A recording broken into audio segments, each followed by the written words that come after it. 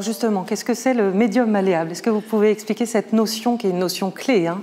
Oui, alors c'est une notion au départ qui a été introduite dans les années 50 par Marion Milner, qui était très proche de Winnicott, et c'est une notion qui a été rendue célèbre, qui a été reconceptualisée par René Roussillon. Alors d'abord Marion Milner.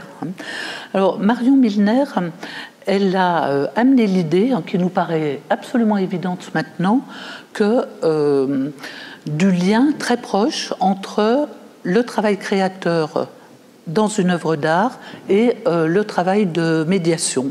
C'est elle qui a eu cette idée-là. Et comme elle était psychanalyste d'enfants, elle a constaté, dans son travail avec des enfants, que les enfants l'utilisaient, elle, et utilisaient en même temps la salle de jeu, elle dit comme une substance malléable d'interposition. Alors, pour Marion Milner, qui était disciple de Winnicott, l'environnement médium malléable, c'était quelque chose de très important. C'est différent d'une perspective kleinienne où on s'intéresse plutôt au fantasme, à la problématique interne.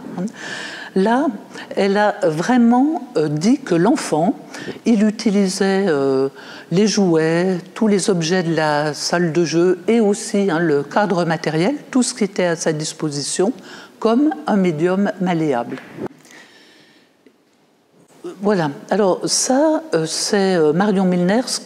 Elle a tout de même introduit quelque chose d'absolument essentiel, c'est qu'on fait souvent un contresens en disant que le médium malléable, c'est l'objet médiateur. Alors, pas du tout.